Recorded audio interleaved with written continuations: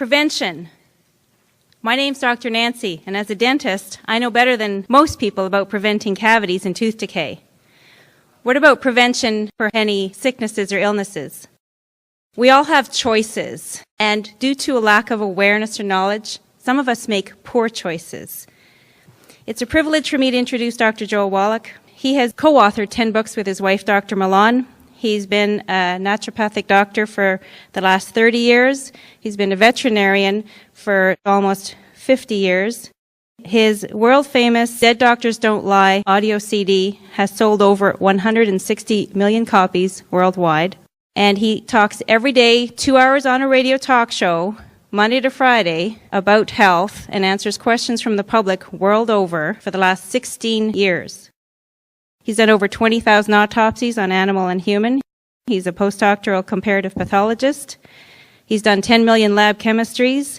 He's been nominated for a 1991 Nobel Prize. Is there anything that he might not know? I'm not sure. So please join me in welcoming Dr. Joel Wallach. Thank you, Dr. Nancy. Appreciate your help and appreciate you being here so early in the morning.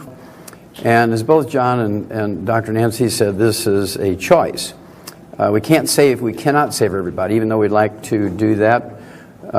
This is as Darwin said, it's a struggle. It's a survival of the fittest, and the fittest sometimes are mentally fit as well as physically fit. So, again, the thing that makes my view different is that I am a veterinarian as well as a physician, and in veterinary medicine we don't have health insurance. And that's been a saving grace for the veterinary industry, that we don't have health insurance for animals.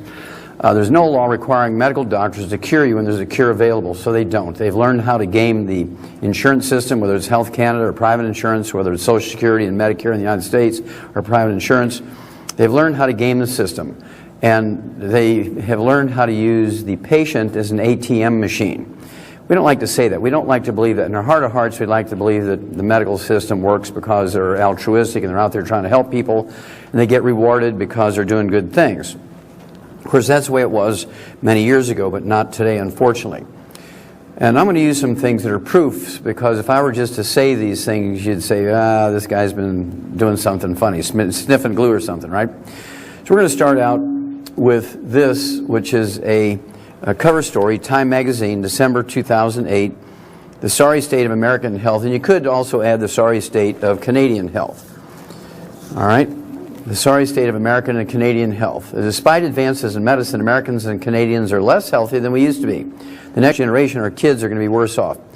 How many of you heard that our kids might not live as long as us? Raise your hand. Okay, that's a good 2/3 of the people in the audience. Well, my favorite Nobel Prize winner, Albert Einstein, said many global things which are unimpeachable. My favorite is, insanity is doing the same thing over and over and expecting a different result. Now that prediction that our kids will not live as long as us will come true if we don't change what we're doing. If we keep doing what we're doing, that prediction will come true, and statistically 50% of you in this room will be standing at a gravesite burying your children before you die. You will be burying your children. So we must change what we're doing, because whatever we're doing has failed us. Anybody here own a dog? Anybody own a dog? Okay, I'll take Shar here in the front row. You own a dog. What kind of dog is it? Is it a toy dog or is it okay, little poodle, toy poodle. What's the dog's name? Cocoa Puff. Obviously you love Cocoa Puff. Is Cocoa Puff a boy or a girl? He's a boy, okay. Your boy toy, right? He's an it. Okay, he's been fixed. Okay. And do you feed Cocoa Puff commercial dog food, or do you give him table scraps and garbage? Commercial dog food. Okay, with a supplement specifically for dogs. Now, do you get dog food for his body weight, or you just feed him whatever is cheapest? And for small dogs, okay? Because dog foods are blended for giant breeds over 100 pounds, 100-pound dogs, middle-sized dogs, 35 to 50-pound dogs, toy breeds under 20 pounds, toy breeds under 10 pounds. And that's because you have to be dose-specific for nutrition to work. If you feed a toy dog dog food for a 50-pound dog, their teeth fall out, they get back problems, heart problems, they die early. Now, following the right rules with dog food, we've tripled the lifespan of dogs in the last 60 years. 60 years ago, an old dog was 8. Today, an old dog is 25. We've eliminated 900 different diseases in dogs that still plague people. We've eliminated every birth defect you can name in dogs that still plague people, 10 times that many that you can't. And we didn't do that with genetically engineered proteins, stem cells, organ transplants, and wonder drugs. We did all these wondrous things simply by adding all the known essential nutrients in optimal amounts per body weight in dog food. Now, as a kid, it always seemed odd to me that we would do that for animals and nobody was doing it for people. So since 1978, I've been doing this for people as a licensed naturopathic physician. Now, there's two questions we need to ask Shar here. Now, what would happen if you would feed Cocoa Puffs only garbage? You'd say, okay, I don't want to cut back on my electricity use, so I'm going to go around to all my neighbors and pick up their leftovers and table scraps and garbage and feed it to Cocoa Puff. Would you do that? No. Well, what would happen to Cocoa Puff if you were to do that? Get sick and die. He would sick and die early, right? Wouldn't live to be 25. And so here comes the ultimate question, ladies and gentlemen. How come that we eat, you feed your kids and your grandkids food that will kill a dog? Most people don't realize that they're eating food that you wouldn't feed your dog. Sure got quiet in here because most people don't think of it in that fashion. So we created what we call 90 for life. It's the 90 essential nutrients appropriate for body weight for human beings. 60 minerals, 16 vitamins, 12 essential amino acids, 3 essential fatty acids. And this is designed to be fed to us as a supplement to our food by body weight, just like we do for dogs. They're called 90 essential nutrients because we cannot make them. We must consume them every day, either as food or as supplements. Number two, if they're missing for any length of time, seconds, minutes, hours, days, weeks, months, years, if they're missing for lengths of time, you get horrible diseases, many of which are fatal. Certainly many are debilitating. So, can't make them, and we get disease if you don't have them. Now, we need 60 minerals again, 16 vitamins, 12 essential amino acids, 3 essential fatty acids, and our food plants, our grains, vegetables, fruits, and nuts, are able to take carbon dioxide out of the air, use the sun's energy in a process known as photosynthesis to cleave off the O2, pump that back out in the atmosphere, take the carbon, make long chains, and manufacture or create vitamins, amino acids, and fatty acids for their own use, and we're able to eat the plants and get those things. Now, plants only need 3 minerals. Plants only need 3 minerals. Plants need phosphorus, potassium, and magnesium.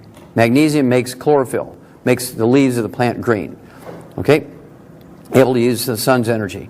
The potassium and the phosphorus are necessary for the growth processes, cofactor for growth hormones and growth physiology and metabolism of a plant.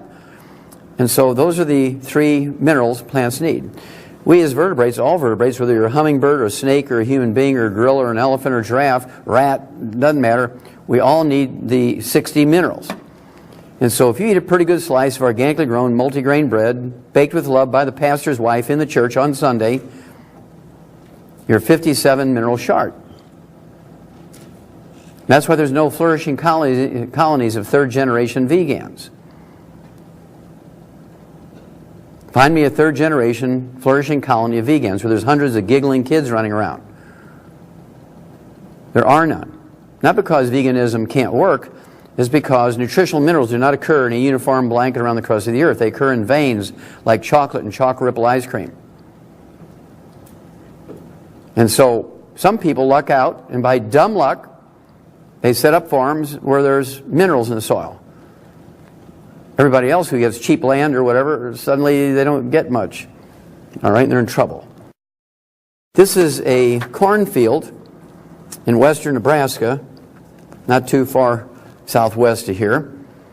And it looks like, to the naked eye, that these rows of corn are pretty uniform. But you can't tell which of those rows has 60 minerals, if there are any rows in there with 60 minerals. What if they only have 22? If the top mineral row in that field has 22 minerals and all the rest of them have 3 and 5 and 6 and 8? Now the farmer knows this. So is he going to risk, since there's no insurance to pay for illnesses in livestock, is he going to risk a big veterinary bill and go broke that year? No. It's much cheaper for him to give every animal the 90 essential nutrients and prevent all diseases. It's much cheaper to do it that way. You cannot feed animals right and 100% of the time get a perfect diet because nutritional minerals do not occur in a uniform blanket around the crust of the earth. They occur in veins like chocolate and chocolate ripple ice cream, and the same is true for us. But out of, laziness of thought, or we've been duped, or however you want to say it, We believe if we have good insurance, be it government or private insurance, that everything's going to be fine. Because if you get sick, then you just have insurance pay for the care. Well, I'm 72 years old. I've been taking the 90 essential nutrients twice a day since I was 9.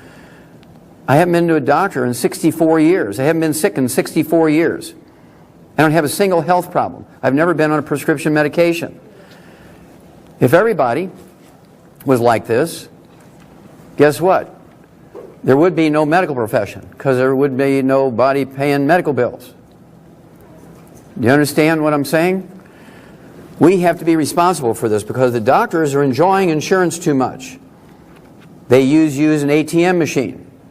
We don't like to believe that. We'd like to believe in our heart of hearts that doctors are nice people. They go to our churches, they're our neighbors, in some cases they're our kids, our relatives. But they all learn how to game the system. This is a Canadian wheat field in Western Canada. You can't tell which of those windrows has the most minerals in it. They all have at least 3, we know, otherwise there wouldn't be any wheat there. But which one has 60? Which one has 22? Which one has 18? You can't tell by looking at it. So the only way you can assure you're going to get all 60 essential minerals to prevent 900 different diseases, as we've done in the livestock, is to supplement. You cannot eat well.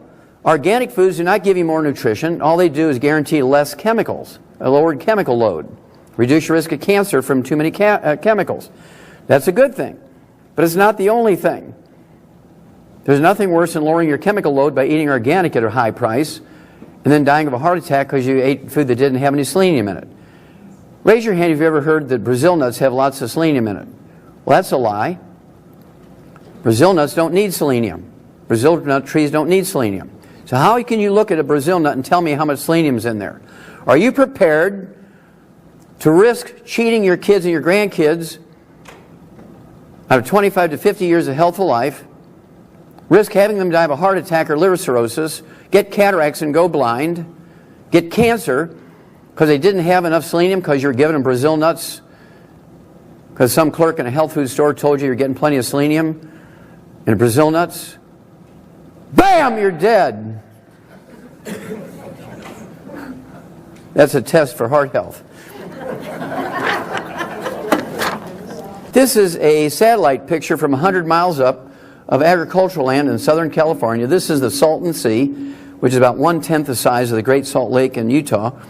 And this is land, agricultural land, again in Southern California. The Arizona border is just east of here, over here someplace. And this is wintertime. The fields have been burnt. They're naked here. They're getting prepared to put fertilizer and seed in there. And look at the different colors. Look at all the swirls and veins and things, just like chocolate and chocolate ice cream. And you look at this, all the different colors, they represent different minerals, different mixes of minerals. And so if you were to grow sweet potatoes in every one of those areas, or onions, or tomatoes, or beans and peas, or squash or corn, would every row contain the same amount of minerals and the same variety of minerals? The answer is no. Again, in agriculture, we know this, and since we don't have insurance to pay for the results of not being proactive here and supplementing with all 60 essential minerals and all 90 essential nutrients, we have to supplement. Otherwise, you're going to get sick and die early. We're supposed to be at the top end of the intelligence chain here, ladies and gentlemen. And anybody who tells you you can eat well and get everything you need, you should flee from them as fast as you can, because they've come from the ship of fools. Okay? You do not want to risk your life, your health, and the life, better yet, or worse yet, I guess, the life and health of your kids and grandkids. Do not do that. It's worse than playing Russian roulette. At least if you lose with Russian roulette, you die suddenly. This is what makes longevity different. This is a plant compost from thousands of years ago. We know this because this cap here, 25 to 50 foot thick, is a cap of limestone. We know this because there's marine animal and marine plant fossils in there. So we know that this compost is at least millions of years old, and is composed out of plants from that era. And there's 77 minerals in there. It's been certified organic every year for 35 years, and this is the core of everything we do. So we guarantee you 77 minerals, including all 60 essential minerals, every time you supplement with our program. our 90 for life, our 90 essential nutrients, the Mighty 90. In churches, they call it the Almighty 90. This is what makes our program different. Nobody else has this. This looks like a pretty good meal for the average person. You see the grilled chicken breast, but you can see this burnt fat here where the grill was. Grill burnt the fat in those lines. Well, that turned into heterocyclic amines, which was one of the most egregious cancer-causing substances ever. It's more dangerous for farming cancer than all the chemicals that Dow Chemical could put together. And people voluntarily eat that way. Okay? You shouldn't be doing that. We know that there's at least 4 minerals in here. There's sulfur in the essential amino acids in that chicken breast. Not a lot, but there's some sulfur in there. Methionine, cysteine. Then there's magnesium, because it takes magnesium to make broccoli green. All other plants, the green is only in the leaves. Broccoli is one of the places where you get some magnesium in the actual plant, the food itself. Then all other plants on here, the rice and the berries and the melon and the carrots and the cauliflower, require potassium and phosphorus. So you have potassium, phosphorus, magnesium, and sulfur. So we know there's 4 minerals on this dish. That's all we know. We know there's some amino acids in the chicken breast. We know there's some antioxidants in those berries and melon. How many antioxidants measured by ORAC points are in there? We don't know. If you knew that if you take 100,000 ORAC points a day in antioxidants, it would eliminate cancer totally, and nobody in your family would get cancer if they all took in 100,000 ORAC points, how many of you would demand to know how many ORAC points are in those berries? Well, it'd be pretty expensive to analyze each batch, wouldn't it? Well, I'm going to analyze each berry at $2,500. And it's not going to happen.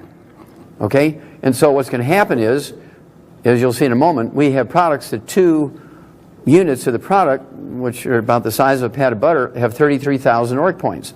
So what I need to do is take 2-3 times a day, which I do. I get over 100,000 ORAC points from this dark chocolate product called Triple Treat Chocolate. And it's a fun way to lower blood pressure, get your ORAC points, get over 100,000 ORAC points, and add 25 to 50 healthy years to your life. Why would you hope and pray by eating, I'm eating dark berries, there's lots of antioxidants. What does lots of mean? How close to 100,000 does that come? Is there 25 in there? Is there 50? Is there 200? Is there 1,000? That's still 99,000 short. The only way you're going to guarantee you're going to get all essential nutrients in optimal amounts is to supplement. You must supplement. You cannot get everything you need just by eating well. It's impossible. Now the problem we have in both Canada, the United States, and the industrialized world is that we have baby boomers, the result of the Second World War, when all the boys came home from the Second World War. And being born between 1946 and 1964, it's this large bubble, kind of like an egg going through a hose, a garden hose, right? And there's 80 million baby boomers in America and 8 million baby boomers in Canada. Between us, there's 88 million, almost 100 million baby boomers. Add on a couple more years, there's 100 million of us, right? Now, this is a huge market, and everybody goes after it. So, my wife and I, as was pointed out, we've written about 12 books. This is our most recent one.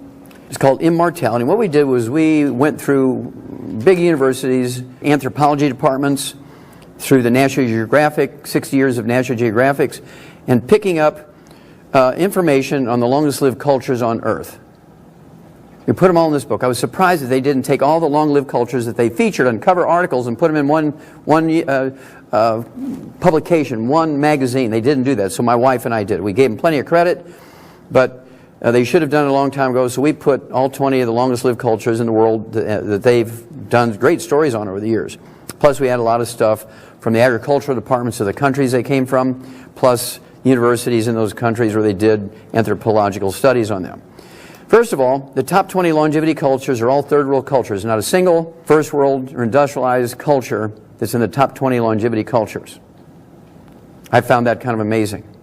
No doctors, no pharmacists, no pharmacies, no pharmaceuticals, no hospitals, no clinics, no private insurance, no government insurance. The top 20 longevity cultures on Earth. They have 5 generations living in the same household. No need for hospice, no need for recovery centers, rehab centers, no need for daycare. And the culture gets passed down through 5 generations. They're uniform.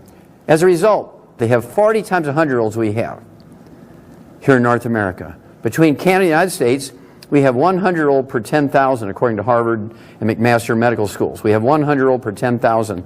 These cultures, the top 20 longevity cultures, have 100-year-old per 250 of their population. I want to know what they know. Well, it turns out they don't have any utilities either. No electricity, no propane, no natural gas. Their common fuel is wood.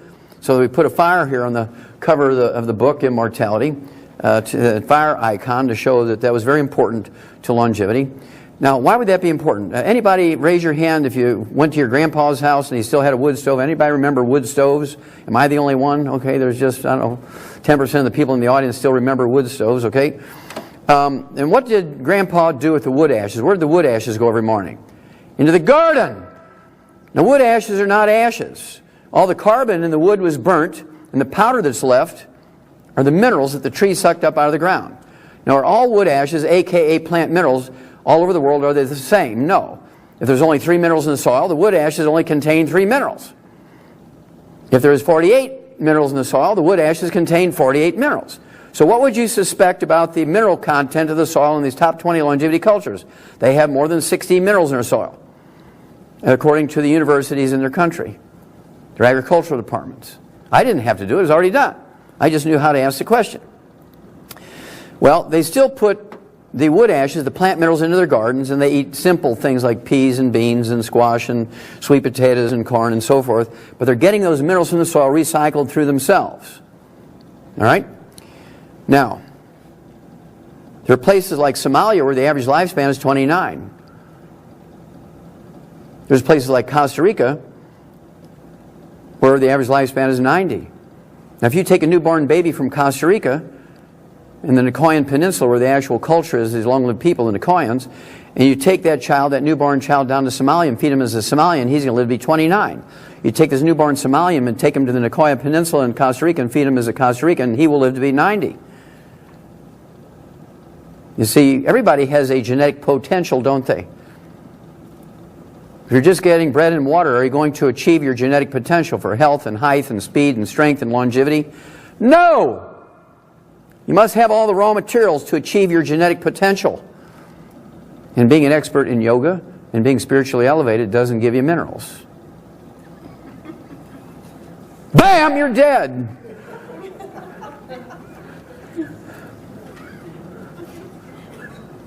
Now you must appreciate that. They say, what about all these, guys living up in the mountains? Well, what are they using for fuel?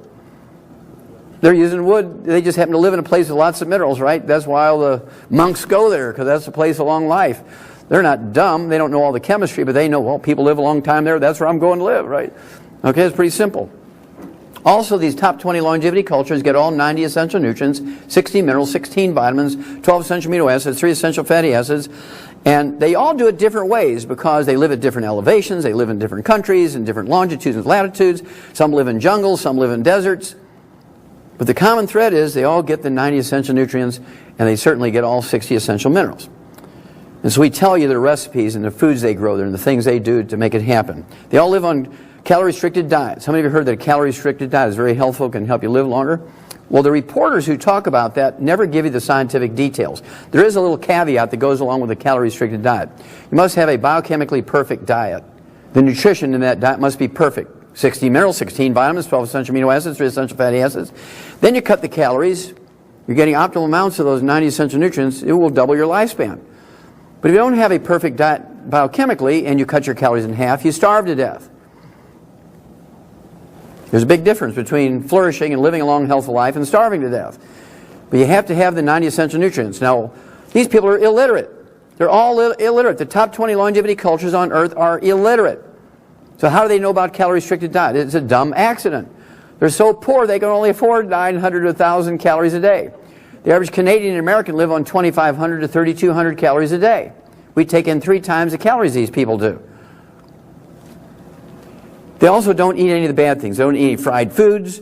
They don't eat any or drink any carbonated drinks. They don't use cooking oils.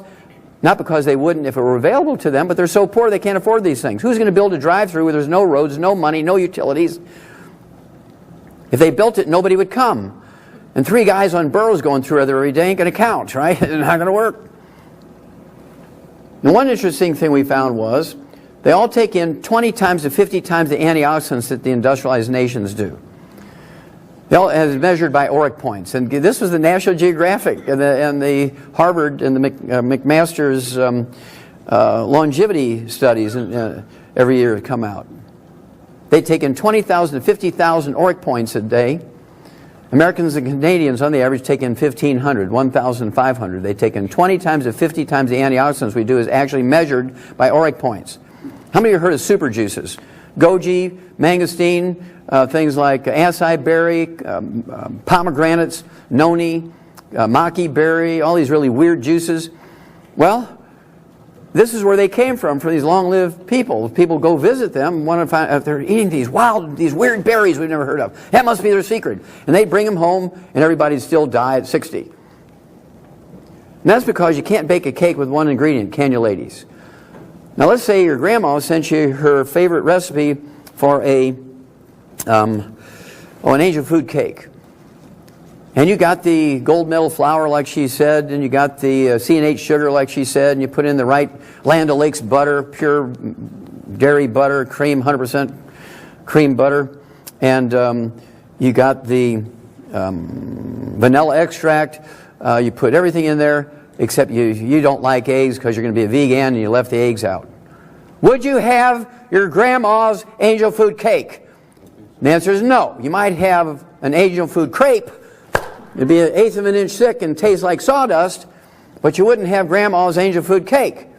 The same thing is true for the 90 essential nutrients and 100,000 ORIC points a day. So if all you're doing is taking the 100,000 ORIC points and you don't have anything else, the odds of you living to be 100 and a health away is 0. Because just taking the antioxidants in themselves without the 16 minerals, 16 vitamins, 12 essential amino acids, and 3 essential fatty acids, you're still way short of the nutrients you need to reach your genetic potential. Antioxidants alone won't save you. I can see by your faces you're all staring at me like a deer in the headlight with your eyes as big as coffee cup saucers, like, oh my God, we never thought of that. I mean, I eat Brazil nuts and maki juice. Well, it's not enough. Let's see who lives the longest. We'll have some fun here.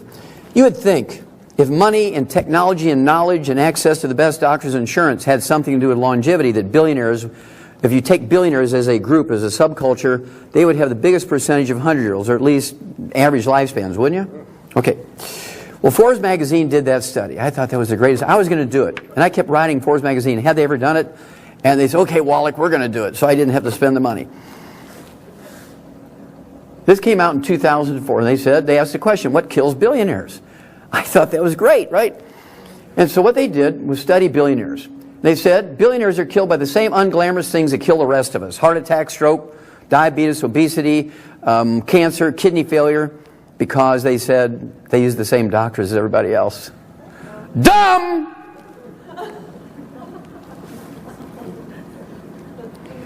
Now, they said as of 2004, there's never been a billionaire lived to be 100, and the average lifespan of billionaires is 78. The average lifespan of a falling down red wine drunk from Aurora, Ontario is 75. You don't gain a whole lot in longevity and health by being a billionaire and paying for the most expensive doctors. Well, they didn't like that. So they redid it 7 years later. In March of 2011, they redid the study. Again, cover article. There it is, March of 2011. There still has never been, as of 2011, a billionaire lived to be 100. Looks like Warren Buffett's not going to make it. And the average age dropped to 66. Now, wait a minute. In 2004, the average lifespan of billionaires was 78. And following the doctor's instructions, they dropped to 66. They lost 12 years in longevity listening to the doctors. Now, would you want a doctor who brags that he treats billionaires? I'd chase him off my lawn with a chainsaw, right? This guy, Steve Jobs, died at 56, 10 years before the average. He brought the average down.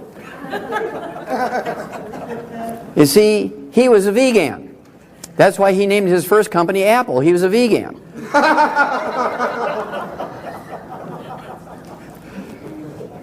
And he believed in technology as a soul. He thought technology was it.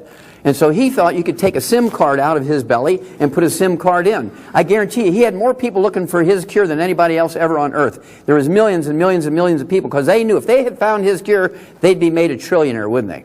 So here they're little 3 years old, boy, they're texting and they're Wikipediaing and Googling and all this stuff looking for the answer. Bam, he's dead at 56.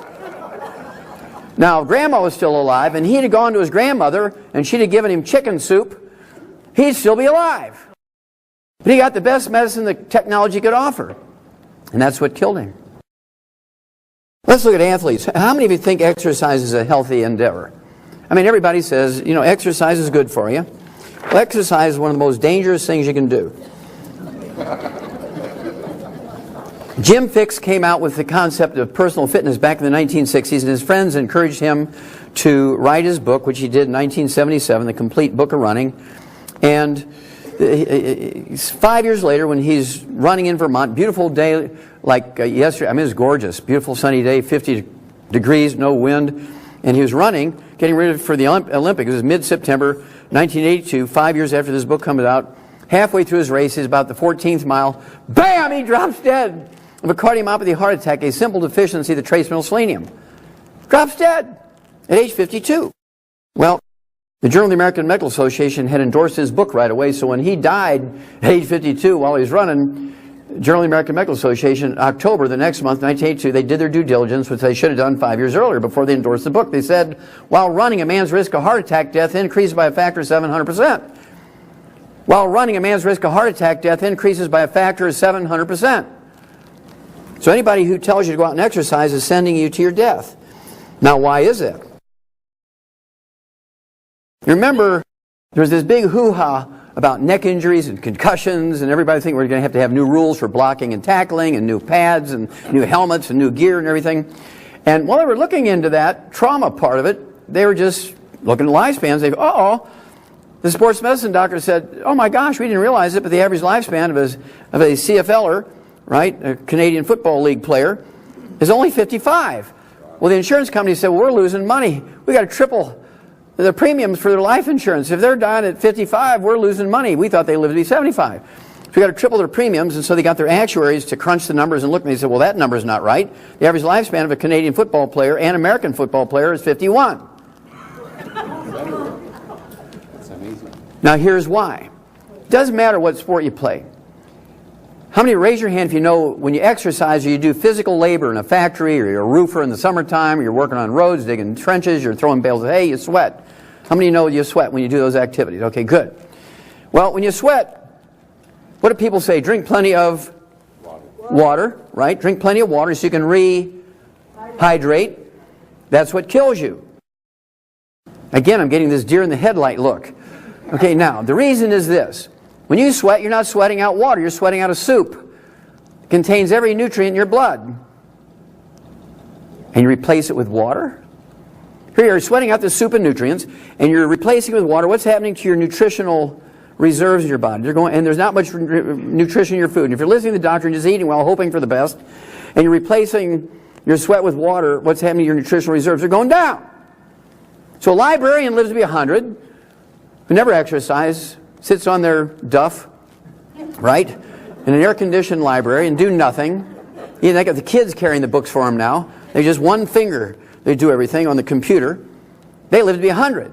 These athletes out there getting paid, they're getting the best nutrition, they have personal physicians and team physicians, and they got all these personal trainers and all this stuff. They live to be 51, half the life of a librarian. What does that say for exercise? Bam, you're dead.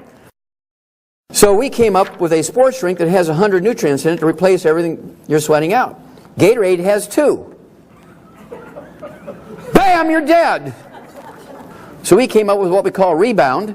It has 100 nutrients in it, including all 60, it actually has 77 minerals in it, including all 60 essential minerals. Replaces everything you're sweating out. We are beloved by Olympic athletes, professional athletes, and university athletes. Okay, who needs doctors? U.S. News World Report February 2005, rated America's most credible print news source. U.S. News will report. Special health issue. Who needs doctors? Your future physician might not be a medical doctor. You may be better off. Do you think every medical doctor in America made sure that was in their waiting room that month? I don't think so. I think they probably went around town, bought them all up, and shredded them. Now, why would they do that? It would be an insane thing. I guess every doctor canceled their subscriptions. That's because they read the same statistics. Now, let's look at doctors themselves. In my original audio cassette tape back in 1993, it said the average medical doctor lives to be 58. I did a study. I just randomly took 200 obituaries out of the Journal of the American Medical Association, added up their ages, divided by 200, got 58.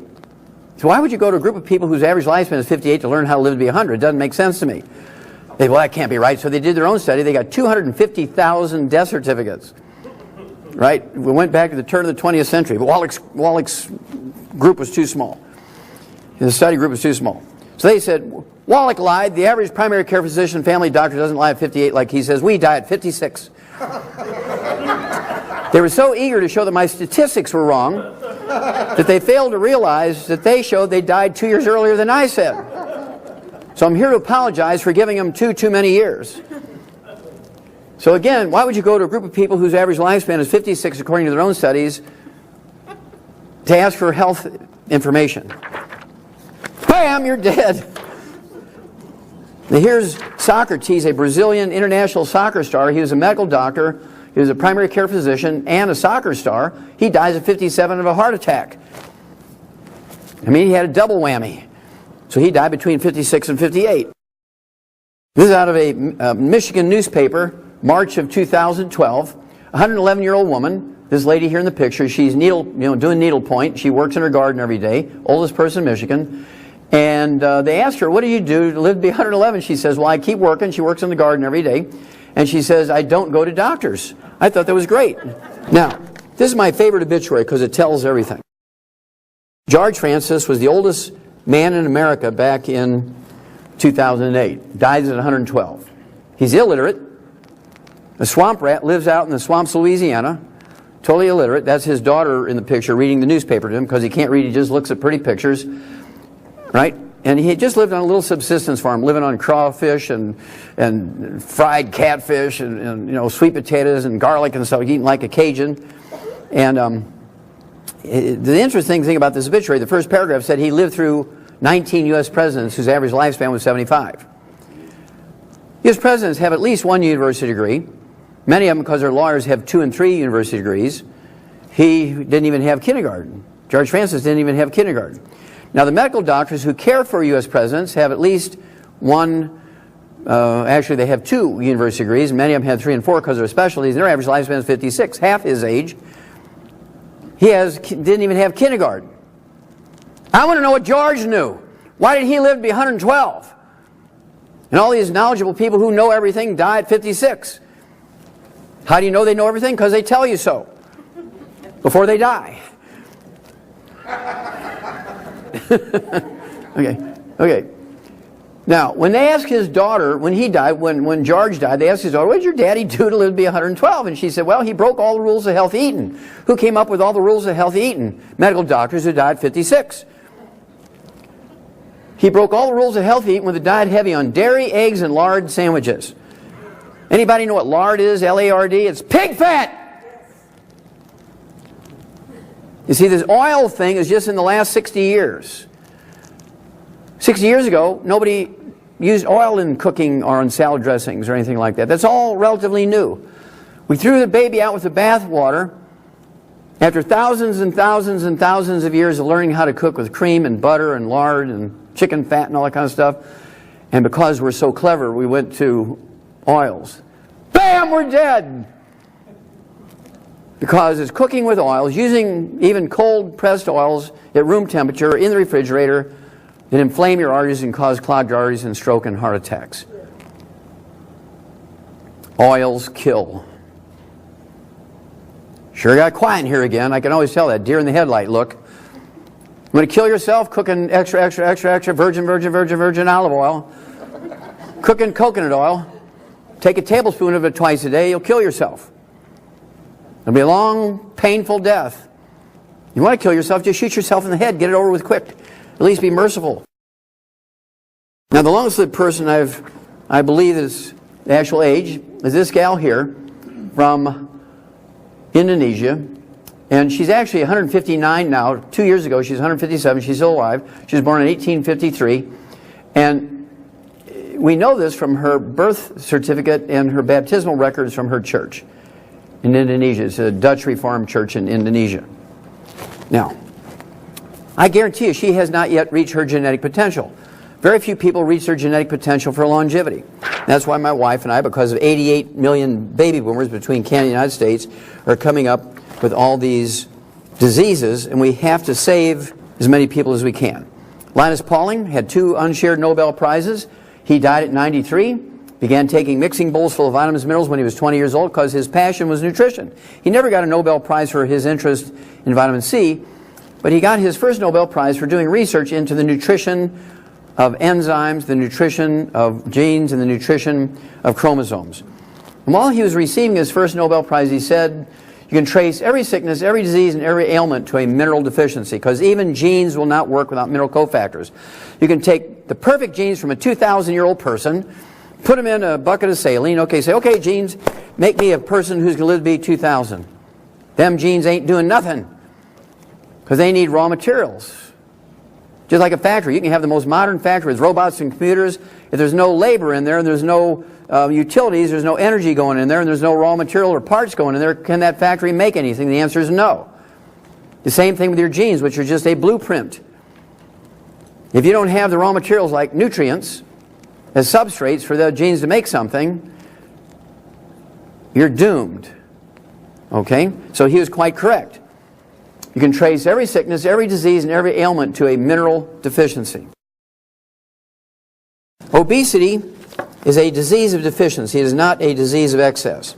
That's why between Canada and the United States, we're the #1 obese continent on earth. Okay? That's because we've mistakenly thought of it as a disease of excess. It's actually a disease of deficiency. Despite diets, machines on TV, more people belonging to fitness centers, everybody running and jogging and walking, everybody eating fat-free foods, everybody at least has a grain belly. I remember the old term beer belly. Well, beer is just liquid bread. And so you give up the beer and you eat more whole bread, more whole grain bread, you get a grain belly. You know, I've lost 50 pounds, but I still have this belly. How do I get rid of this belly fat? Don't eat grain. Grain kills. Grain is not an essential nutrient. Carbohydrates and sugars are not essential nutrients. The only essential nutrients are minerals, vitamins, amino acids, and fatty acids. You can make all the carbohydrates and sugar you need from fats and proteins. Therefore, they cannot be essential nutrients because you can make them, and there's no disease you get if you don't get them. They're not essential. 70% of our kids in Canada and the United States are overweight, 40% are obese, not from too much screen time, not from lack of exercise, but from lack of minerals. It shows up in weird ways. Here's little Natalie Hayhurst, Terre Haute, Indiana. She's 3 years old. She eats light bulbs. Thank God there's no calories in light bulbs. Because she has the same problem that a pregnant woman has. The embryo steals minerals from the mother faster than she's taking them in. She has cravings, and she gains, what does she call it, baby fat? And 25 years later, she hasn't taken any minerals, so she still hasn't lost that 25 pounds of baby fat. If she's had 5 kids, that's 125 pounds she gained. So one of the books we came up with is called Hell's Kitchen. Tells you why you must give up grains if you want to lose the weight and be healthy. How do you fatten cattle? You give them whole grains. How do you fatten people? You give them whole grains. You eat whole grains, you're dead. But they say, well, who are they? Better ask them again quickly, because they're 55 years old, 11 months old. Okay, Loyola University Medical School in Chicago, exercise won't cure obesity. That was January 2009. Time Magazine, August of 2009. The myth about exercise, it won't make you lose weight. You take the 90 essential nutrients, you throw in some extra minerals, the weight goes away almost overnight. It's amazing. How many have heard of Alzheimer's disease? Alzheimer's disease is a physician-caused disease. It did not occur 40 years ago by any other name, even by another name. What is Alzheimer's disease? Alzheimer's disease is a going away of the myelin, the white matter of the brain. The naked nerve fibers tangle up and you get a short circuiting, and that's what is a short version of what causes Alzheimer's disease. Alzheimer's disease is caused by physicians because the white matter of the brain, the myelin in the brain, the insulation material of the brain makes up 75% of your brain weight, and it's 100% cholesterol. So you go on a cholesterol-restricted diet, you take cholesterol-lowering drugs, bam, you have Alzheimer's disease. It's a physician-caused disease. Statin drugs, over time, give you Alzheimer's disease. Why is an Alzheimer's tidal wave feared? Because there's 88 million baby boomers coming along between the United States and Canada. Alzheimer's is on a relentless upward trajectory. Numbers look particularly grim for baby boomers because they followed the doctor's advice, ate more whole grains, gave up fat, and took statin drugs to lower cholesterol. Bam! They have Alzheimer's disease. You're going to see more of this. A mother and son share the bonds of love and Alzheimer's disease in the same doctor who lowered their cholesterol. This guy was diagnosed with Alzheimer's disease by 5 neurological clinics, including the University Medical School there in Greensboro, North Carolina. He'd had it for like 8 years, getting worse and worse and worse. They told his family to put him in a hospice. They refused to do it. I told him what to do, including 10 eggs a day to rebuild the myelin in his brain because he was diagnosed with Alzheimer's disease. In 1 week's time, he was cured. Because he did not have Alzheimer's disease, he had what's called Korsakoff syndrome. Of course, he got the 90 essential nutrients. He got extra stuff, including what we call de-stress capsules. It has the secret sauce for getting rid of Korsakoff syndrome. 1 week's time. He went to the best neurological clinics in North Carolina. Went to the medical school. Had the head of the Department of Neurology give him a personal exam, and he said, yeah, he needs to go into a rehab center. He's done. Put him in a hospice. 1 week, he's cured on supplements and 10 eggs a day. Parkinson's disease the same way. I'm very famous in Moose Jaw, Canada, out west, because it took a very wealthy man who was terminal Parkinson's disease, and in 3 months' time, he was cured, wasn't he, Shar? With diet and supplement program and 15 eggs a day. He was a big fellow, kind of like John's size. He was terminal Parkinson's disease, and in 3 months' time, he's perfectly cured. He brought his insurance company with him because they thought I'd hypnotized him into thinking he was cured. That's how dumb they are. He's not really cured. He just thinks he's cured because all the doctors examined him said he doesn't have Parkinson's disease anymore. Okay, arthritis is a simple disease to get rid of. Do not get surgery. Give me 90 days. I will regrow cartilage. I will regrow the disc in between your vertebrae. Doctors will say it's impossible. You need our surgery. And what I want you to tell your doctor when they say you need surgery, that there's no way you can rebuild cartilage, what you want to do is get right in their face where you can kind of spit on them a little bit when you talk. Liar, liar, pants on fire. I want you to think of me as Donald Trump and you were the apprentice and you're fired. Okay, the last one we have time for is diabetes. It's a simple nutritional deficiency disease. We've known this for 60 years. It is not genetic in any way, shape, or form. You take the supplement program appropriate for your body weight, and within 2 to 14 days you're off your medication, you go back to normal life. Shar, have you ever seen that happen? More than once? Yeah.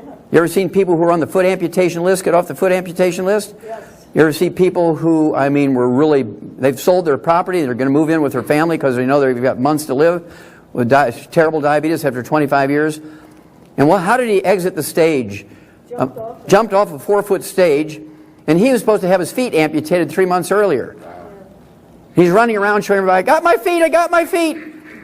Of course, the doctors died. Why is it an epidemic? That's because all the baby boomers are following the advice of the doctors. God bless you. We love you, Canadians. Thank you very much.